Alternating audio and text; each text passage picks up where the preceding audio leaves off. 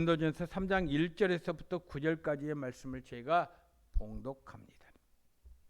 형제들아, 내가 신령한 자들을 대함과 같이 너희에게 말할 수 없어서 육신에 속한 자 곧 그리스도 안에서 어린 아이들을 대함과 같이 하노라. 내가 너희를 젖으로 먹이고 밥으로 아니하였노니 이는 너희가 감당하지 못하였음이거니와 지금도 못하리라. 너희는 아직도 육신에 속한 자로다. 너희 가운데 시기와 분쟁이 있으니 어찌 육신에 속하여 사람을 따라 행함이 아니리요. 어떤 이는 말하되 나는 바울에게로라 하고 다른 이는 나는 아볼로에게로라 하니 너희가 육의 사람이 아니리요. 그런즉 아볼로는 무엇이며 바울은 무엇이냐? 그들은 주께서 각각 주신 대로 너희로 하여금 믿게 한 사역자들이니라. 나는 심었고 아볼로는 물을 주었으되 오직 하나님께서 자라나게 하셨나니 그런즉 심는 이나 물 주는 이는 아무것도 아니로되 오직 자라게 하시는 이는 하나님뿐이시니라. 심는 이와 물 주는 이는 한 가지이나 각각 자기가 일한 대로 자기의 상을 받으리라. 우리는 하나님의 동역자들이요 너희는 하나님의 밭이요 하나님의 집이니라. 아멘. 오늘 9절 말씀 보니까요, 우리는 하나님의 동역자들이다. 동역자. 오늘 이 말씀을 가지고 함께 은혜 나누기를 원합니다. 저와 여러분들이 지금 함께 예배당에서 예배를 드리고 있지만 여기 계신 분들의 신앙이 모두 다 같은 것은 결코 아닙니다. 오늘 본문에 보니까 두 종류의 신앙인이 있다라고 가르쳐 줍니다. 첫 번째는 젖을 먹는 어린 나이의 신앙을 가진 사람이고, 두 번째는 밥을 먹는 장성한 신앙을 가진 사람이다. 그렇게 정의하고 있습니다. 어린 나이에 신앙을 가진 사람은 누군가가 젖을 먹여줘야 신앙생활을 합니다. 자기 스스로는 신앙생활을 하지 못한 사람을 일컫는 말이지요. 신앙생활한 지 얼마 되지 않았다고 해서 어린아이와 같은 신앙인이라고 말하지 않습니다. 오랫동안 교회에 다녔지만 어린 나이에 신앙을 가지고 있는 분들이 우리 주변에는요 의외로 많습니다. 자, 그럼 어린 나이와 같은 신앙생활을 하는 분들의 특징이 무엇입니까? 서너 가지로 우리가 생각해 볼 수 있습니다. 어린 나이와 같은 신앙인은요, 그 첫 번째로 자기 중심적인 신앙생활을 합니다. 다른 사람을 배려하고 다른 사람에게 은혜와 믿음을 베풀고 나누어주는 그런 신앙생활을 하지 못합니다. 나만이 신앙생활 잘하면 된다라고 생각합니다. 나만 교회에 잘 나오면 그게 신앙생활 잘 하는 것이라고 착각합니다. 두 번째로 어린아이와 같은 신앙인은 누군가를 의지해서 신앙생활을 합니다. 어떤 일을 시켜도 혼자서 처리하지 못하고 꼭 누군가를 데리고 합니다. 그 누군가가 없으면요 혼자 설 수가 없어요. 믿음 생활을 하지 못합니다. 물론 예배당에 나온 지 1년 미만 2년 정도는 반드시 도움의 손길이 필요합니다. 그런데요 세례받고 믿음 생활한 지 꽤 오래된 사람들이 의외로 혼자서 신앙생활하지 못하는 경우들이 종종 있습니다. 세 번째로 어린아이와 같은 신앙인은요 항상 다른 사람과 자기 자신을 비교합니다. 아무개는 왜 봉사하지 않지? 왜 아무개는 그렇게 신앙생활을 해? 자신의 신앙이 언제나 최고인 것처럼 생각합니다. 자신이 하는 일에 다른 사람들이 협력하지 않으면 그 사람을 향해서 비난합니다. 그 사람을 가리켜서 신앙이 없다라고 막말을 쏟아냅니다. 뿐만 아니라 어린아이와 같은 신앙인은요, 그 사람이 있으면 그 공동체는 늘 분쟁합니다. 왜 그렇습니까? 자기 중심적으로 신앙생활을 하다 보니까 다른 사람들을 용납하지 못합니다. 정작 본인 때문에 분쟁을 일으킵니다. 본인 때문에 다툼이 일어납니다. 그런데 그 분쟁의 원인이 자기 자신이라는 것을 깨닫지 못합니다. 이런 사람을 가리켜서 어린아이의 신앙을 가진 사람이다. 오늘 성경 3장 3절 말씀 보니까 육신에 속한 사람이다 그렇게 말하고 있지 않습니까? 다섯 번째로 어린아이의 신앙을 가진 사람은 내가 어떤 일을 하느냐 보다도 사람들이 나를 어떻게 보아주느냐, 사람들이 나를 어떻게 불러주느냐 하는 것에 더 많은 관심을 가집니다. 여러분, 집사보다도 권사가 교회에서 더 높은 직책입니까? 교회의 직분자는 어느 직분을 가지느냐가 중요한 것이 아니라 내게 주신 그 직분을 가지고 얼마나 봉사하며 얼마나 섬기느냐가 더 중요한 것 아니겠습니까? 그런데 어린아이의 신앙을 가진 사람들은 사람들이 나를 집사로 불러주는지 권사로 불러주는지 그것에 관심을 갖습니다.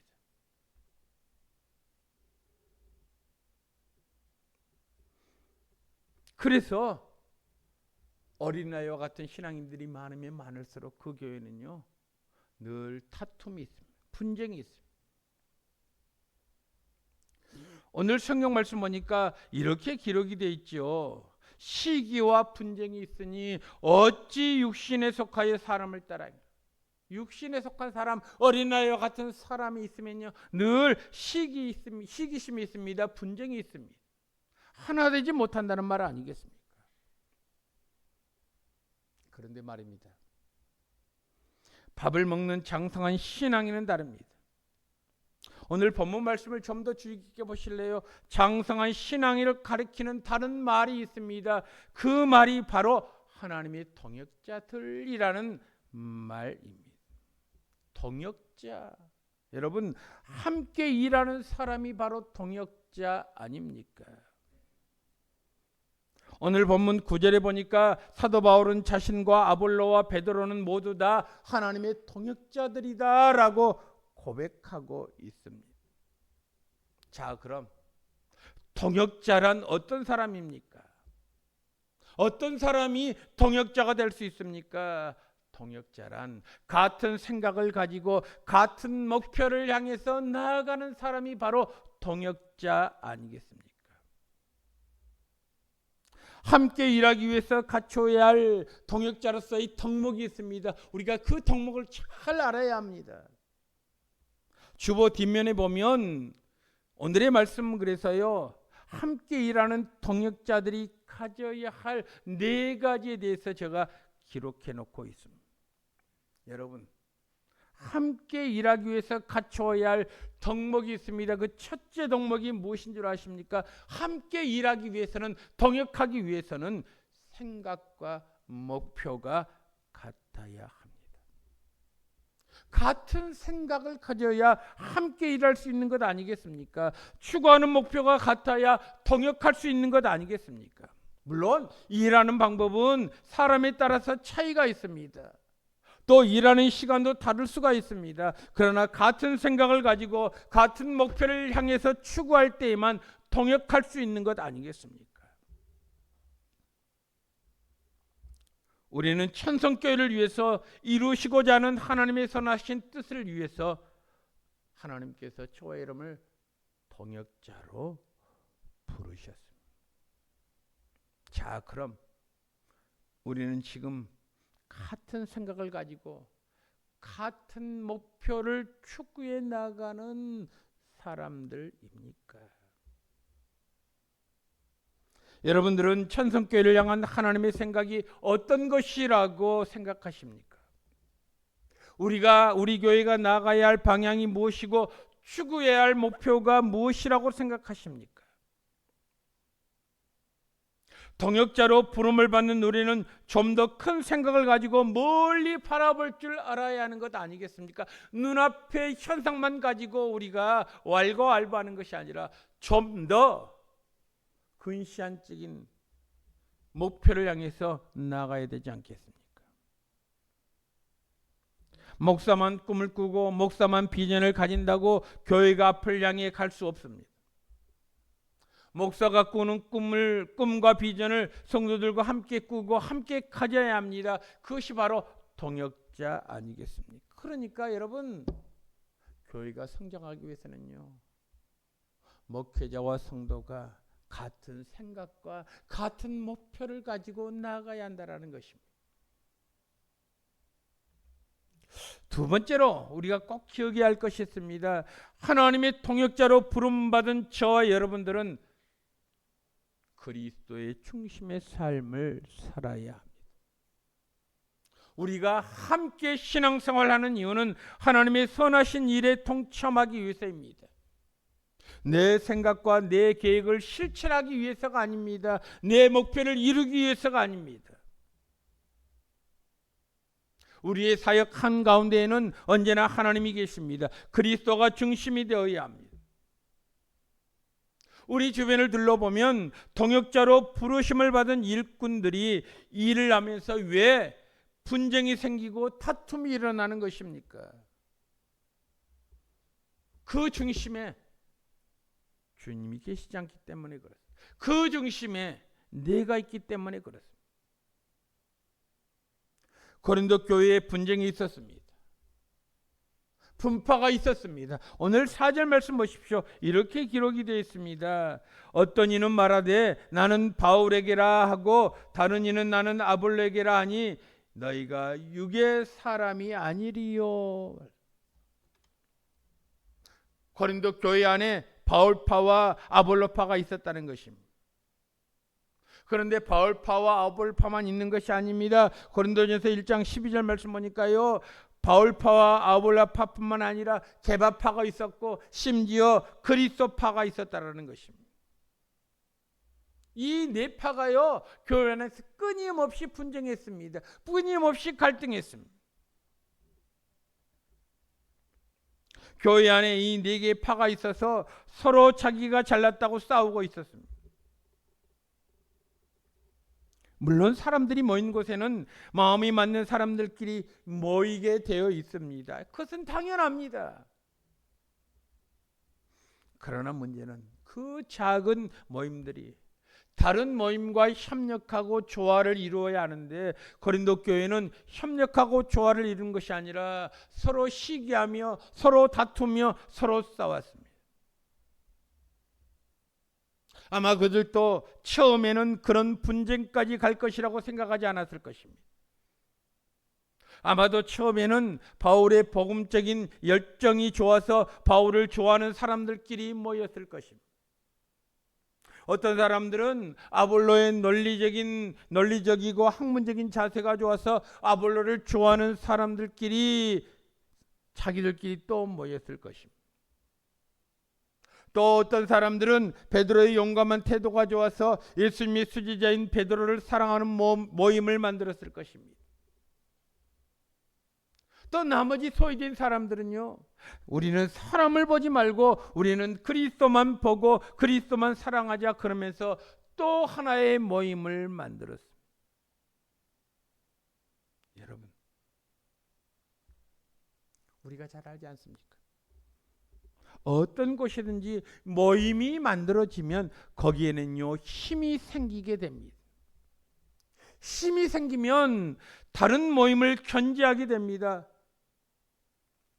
그러다 보니 순수한 신앙의 이름으로 모인 그 모임들이 본래 의도했던 것과는 다르게 다른 방향으로 흘러가 버린 경우들이 우리 주변에 얼마나 많습니까?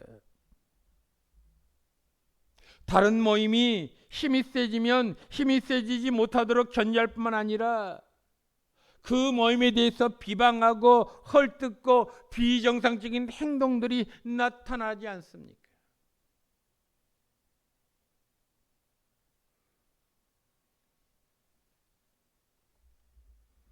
그렇게 해서 생긴 것이 바울을 사랑하는 모임, 일명 바사 모임 바울파. 아볼로를 사랑하는 모임, 아사 모임 아볼로파. 베드로를 사랑하는 모임, 베사 모임 케바파. 그리스도를 사랑하는 모임, 그사 모임 그리스도파. 그런 파당이 생긴 것 아니겠습니까? 여러분, 문제는 간단합니다. 순수하게 그리스도를 중심에 모시고 신앙적인 열정만 가지고 작은 모임을 유지했더라면 그 작은 모임들이 힘을 통해서 고린도 교회는 엄청난 부흥과 성장을 했을 것입니다. 그런데 그 모임들이 처음에는 순수하게 시작했습니다. 열정을 가지고 시작했습니다. 그런데 그 중심에 계셔야 할 그리스도는 시간이 지남에 따라서 편들이로 물러나고 인간적인 감정과 인간적인 욕망들이 앞서게 되었습니다. 여러분, 그런 모임들이 이 세상에서도 얼마나 많습니까? 우리가 생활하는 공동체에서도 얼마나 많습니까? 처음 시작은 좋습니다. 순수합니다. 정말 의도가 좋습니다. 그런데 시간이 지나면서 변질된 모임들이 얼마나 많습니까? 그 모임이 변질되다 보니까요, 언제부터인가 상대방을 헐뜯습니다. 상대방을 싸웁니다. 자기들이 잘났다고 아우성입니다. 결국에는 중요한 본질은 잃어버리고 사소한 것에 목숨을 거는 꼴이 얼마나 많습니까? 여러분, 만일 자기들의 모임의 중심에 그리스도가 계시고 다른 모임들도 모두 주님 안에서 모인 것이라는 것을 인정한다면 어찌 다툼이 있겠습니까? 어찌 분쟁이 있을 수 있겠습니까? 그래서 바울은 분명하게 그들의 문제점을 적나라하게 지적합니다. 3절 말씀 보십시오. 너희들 잘났다고 하는데 너희들 아직도 육신에 속한 자로다. 어린아이와 같은 신앙이다라는 것입니다. 너희 가운데 시기와 분쟁이 있으니 어찌 육신에 속하여 사람을 따라 행함이 아니리요. 여러분, 영적인 것을 생각하지 못합니다. 육신에 속하여 사람을 따라 행한 결과가 그렇다는 것이죠. 여러분, 우리가 교회를 하면서 인간적인 생각이나 인간적인 감정을 앞세우면요, 이런 결과가 나타납니다. 인간적인 생각이나 인간적인 감정을 앞세우다 보면 고린도 교회처럼 우리 교회도 얼마든지 분쟁과 싸움이 끝나지 않는 어린아이의 신앙으로 움직이는 교회가 되고 말 것입니다. 하나님의 동역자들인 우리는 우리의 사역 한가운데 주님이 계심을, 하나님이 계심을 결코 잊지 말아야 합니다. 그래서 제가 설교 시간에 눈이 강조하는 것이 있습니다. 그 일을 처리하는 데 있어서, 그 문제를 해결하는 데 있어서 주님이시라면 이 문제를 어떻게 처리할까? 그것만 생각한다면요, 모든 문제는 쉽게 해결될 수 있습니다. 다툴 필요가 없습니다. 견제할 필요도 없습니다. 어떤 문제가 놓여서 이 문제를 주님이시라면 어떻게 문제를 해결할까? 그러면 쉽게 답이 나오는 것 아니겠습니까? 자칭 우리는 하나님을 위해서 일합니다. 하나님 때문에 일하는데 거기에 개인적인 감정이나 개인적인 생각을 앞세워서 분쟁할 필요가 뭐가 있겠습니까? 제가 설교 시간에도 말씀드렸지만 분쟁은요, 싸움은요, 사소한 것에서부터 시작됩니다. 자기의 기득권을 놓지 않은 것에서부터 시작합니다. 그런데 자기의 기득권을 포기하면 모든 문제는 다 해결됩니다. 내가 좀 손해본다라고 생각하면 모든 문제는 다 해결됩니다. 그런데 과도한 욕심 때문에 시기와 분쟁이 끊이지 않는 경우들이 얼마나 많습니까? 하나님의 사랑하시는 성도 여러분, 우리가 늘 기억해야 할 것이 있습니다. 우리들은 그리스도의 중심의 삶을 살고 있는가? 주님이시라면 어떻게 이 문제를 해결할까? 그것을 늘 마음속에 되새겨야 합니다. 그래야 우리는 주님의 통역자가 될 수 있습니다. 세 번째로 하나님의 통역자로 부름받은 저와 여러분들은 꼭 기억해야 할 것이 있습니다. 내가 마땅히 해야 할 일은 내가 하고 서로 함께 협력해야 할 일은 함께 협력하며 일해야 한다는 것입니다. 여러분, 통역자라는 말에 오해하지 마시기 바랍니다. 통역자라는 뜻은 뭐든지 함께 한다는 뜻이 아닙니다. 내 자신에게 주어진 자신의 일은 자기가 감당해야 합니다. 그래야 통역할 수 있습니다. 오늘 본문 말씀을 보십시오. 분명하게 말씀하고 있습니다. 바울이 할 일이 있습니다. 아볼로가 할 일이 따로 있다는 것입니다. 오늘 6절 말씀 보십시오. 바울은 복음의 씨를 심는 일을 했습니다. 아볼로는 심어놓은 복음의 씨에 물을 주는 역할을 했다. 그래서 여러분, 나는 심었고 바울은 심었습니다. 복음의 씨앗을 심었습니다. 아볼로는 그 복음의 씨앗들이 잘 자랄 수 있도록 물을 주었다. 그러면 자연스럽게 하나님께서 자라게 하신다, 그렇게 말씀하고 있지 않습니까? 그들은 자기들이 해야 할 일을 서로에게 미루지 않았습니다. 여러분, 우리는 하나님의 통역자로서 내 자신이 해야 할 일들을 마땅히 하고 있습니까? 내가 해야 할 일을 내가 하지 않으면 다른 사람들이 그 일을 감당해야 합니다. 우리에게 직분도 중요하지만 자신이 맡아서 해야 할 역할 자체가 더 중요한 것 아니겠습니까?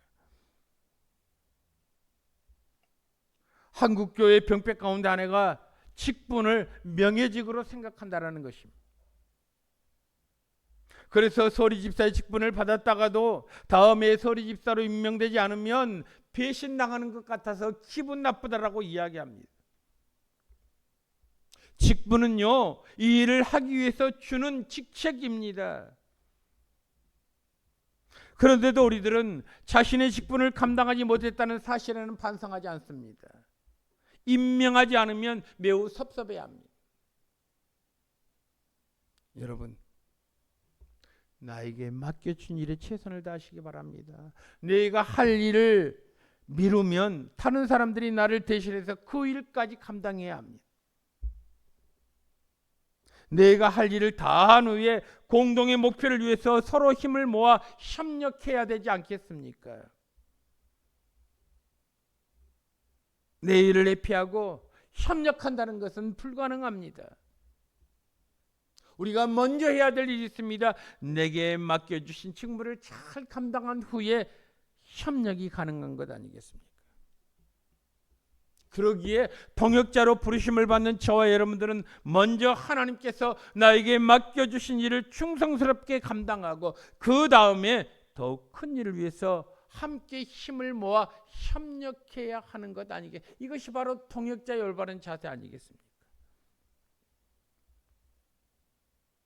마지막 네 번째로 꼭 기억해야 할 것이 있습니다. 우리는 어떻게 하나님의 통역자가 될 수 있습니까? 우리는 이것을 인식해야 합니다. 하나님께서는 사람을 통해서 일을 하신다는 사실. 그리고 사람을 통해서 일하실 때 혼자 하게 하시지 않고 그에게 함께 일할 사람을 붙여주십니다.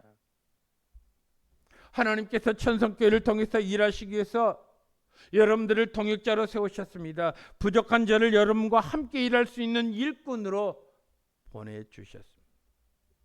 그러기에 여러분, 저와 여러분들은요 항상 통역해야 합니다. 종종 대표기도 하는 분들 가운데 이렇게 기도하는 분들이 있습니다. 우리가 목사님의 목회를 잘 돕게 주옵소서 라고 기도합니다. 목사님의 목회를 잘 돕게 주옵소서. 물론 그 마음 충분히 이해갑니다. 그런데 그런 기도를 듣는 저의 마음이 조금 무겁습니다. 여러분 한번 곰곰이 생각해 보십시오. 김 목사가 천성교회를 섬기는 것이 김 목사의 목회를 하는 것입니까? 하나님의 목회를 하는 것입니까? 여러분이 저와 함께 우리 교회를 섬기는 것이 저를 도와주는 것입니까? 하나님의 사역을 함께하는 것입니까?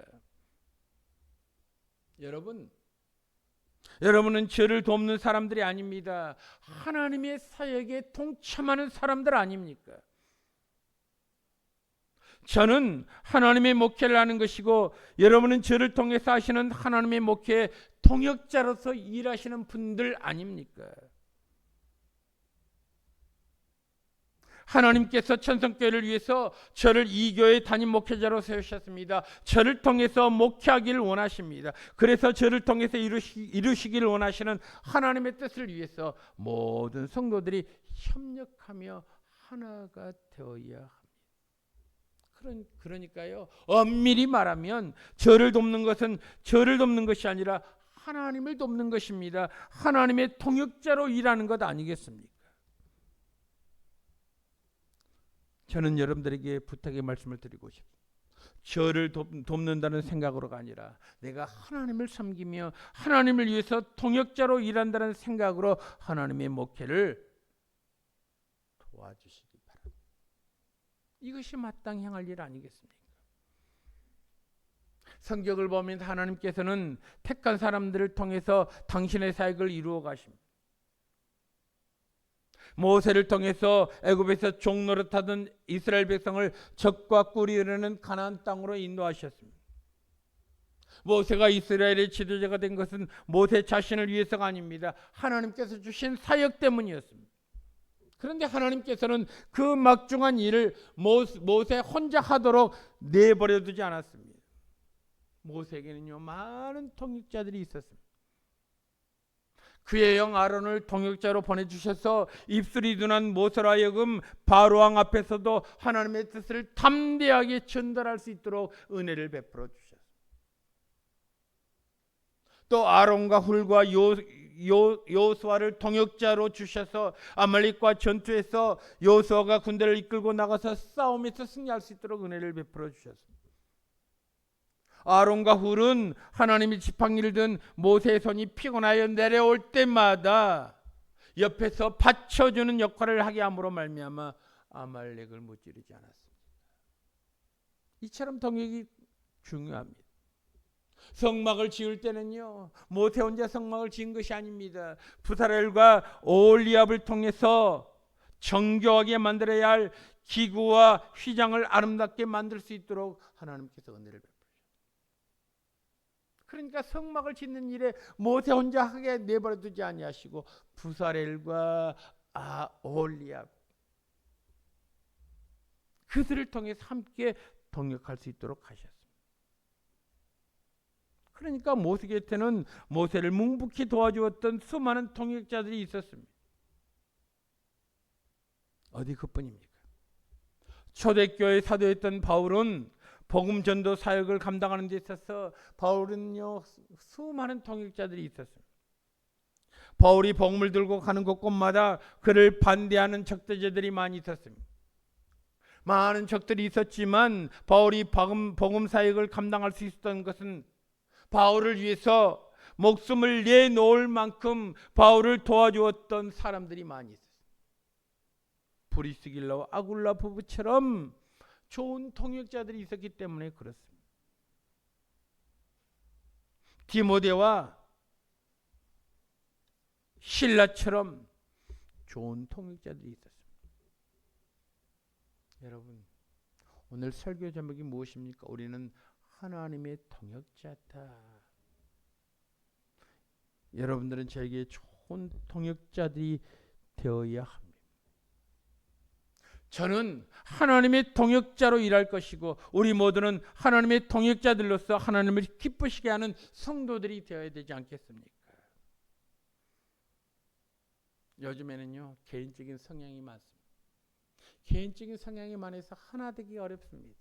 개인적인 성향이 많아서요, 정말 통역하기 어렵습니다. 일할 때 우리들이 오늘 고린도전서 3장 1절에서부터 9절까지 말씀을 통해서 바울이 어린아이와 신앙을 가지고 있던 이 고린도 교회 성도들 가운데 너희들은 육신에 속한 자로다. 시기와 분쟁이 있으니 어찌 육신을 따라 행함이 아니리요. 그러나 그런 사람들도 있었던 그 반면에 바울 곁에는요, 정말 어렵고 힘들 때마다 마음속에서 우러나오는 바울을 사랑하는 마음으로, 하나님을 사랑하는 마음으로 바울의 통역자들이 많이 있었다고 하는 사실입니다. 여러분, 저는 이 말씀을 보면서 다시 한번 소망을 갖습니다. 다시 한번 힘을 갖습니다. 저와 여러분들이 모두가 다 하나님의 좋은 통역자들이 되어야 합니다. 그래서 하나님께서 천성교회를 통해서 이루시기를 원하는 거룩하신 뜻과 꿈을 함께 꾸는 것이 중요한 것 아니겠습니까? 우리가 믿음 안에서 승리하는 삶을 사는 것 아니겠습니까? 그러므로 우리가 다시 한번 결단하십시다. 나는 이 교회에서, 이 천성교회에서 없어서는 안 될 하나님의 선교를 위해서 가장 필요한 하나님의 통역자다. 나는 귀 쓰임 받은 존재다. 나이가 늙었습니까? 기도로 통역할 수 있습니다. 또 건강합니까? 연약한 자를 위해서 도울 수 있는 그런 통역을 할 수 있습니다. 물질적으로 어렵습니까? 나보다 더 어려운 사람이 있음을 우리가 다시 한번 깨닫고, 없는 물질을 우리가 불평하고 원망하는 것이 아니라 나보다 더 어려운 사람을 바라볼 줄 아는 그런 믿음의 눈을 가지고 함께 통역하는 것 아니겠습니까? 여러분, 그렇습니다. 함께 믿음 생활하는 사람들은요, 쓸모없는 인생이 단 한 사람도 없습니다. 모두가 다 필요한, 하나님의 선교를 위해서 필요한 귀한 일꾼들, 통역자, 함께 일하는 사람임을, 내가 천성교회에서 없어서는 안 될 하나님의 통역자다 생각하면서 믿음 안에서 승리하는 복된 성도의 삶이 되기를 주님의 이름으로 축원합니다. 기도하겠습니다. 하나님 아버지, 감사합니다. 은혜 더하여 주시니 감사합니다. 우리는 하나님의 통역자들입니다. 통역자란 함께 한 목표를 향해서 나아가는 자들입니다. 하나님 아버지, 간절히 기도드리옵기는 정말 주의 은혜 가운데서 한 목표를 향해서 나아가는 우리 모두가 되게 하여 주시옵소서. 아버지 하나님이 하나님의 통역자라고 하는 이 정체성을 우리가 잊지 않도록 주님 은혜를 다하여 주시고, 믿음 안에서 승리하는 복된 자의 삶이 되게 하여 주옵소서. 함께 하실 주님을 찬양하옵고, 모든 말씀을 우리 주 예수 그리스도 이름으로 간절히 기도드리옵나이다. 아멘.